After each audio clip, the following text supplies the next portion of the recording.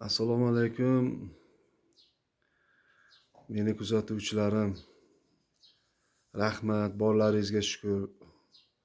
Sizlarning duolaringiz bilan, xalqimizning duolari bilan yaxshi bo'ldik. E'tiborlaringiz uchun rahmat. Borlaringizga shukur, hech qachon kasal bo'lmaysizlar. O'zbekistonimiz tinch, osmonimiz musaffo bo'lsin.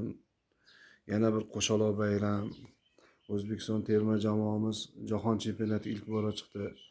Chin qalb bilan tabriklayman. Bu xalqimizni g'alabasi. Qolaversa, prezidentimizni g'alabasi.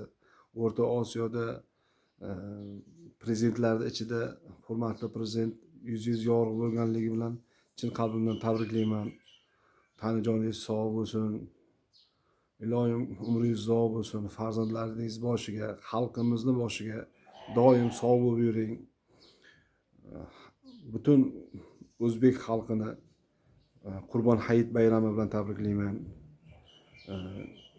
O'zga yurtda yurgan musofir aka-ukalarimiz, opa-ukalarimizni ham Qurbon hayiti bilan tabriklayman. Juma ayyomlaringiz muborak bo'lsin. O'zbekistonimiz tinch, osmonimiz musaffo bo'lsin. Doim xonadonlaringizga to'y bo'lsin. To'ylar yarashadi biz o'zbek xalqqa. To'ylardan boshlarimiz chiqmasin. Bor bo'linglar. Rahmat yana bir bora hammalaringizga.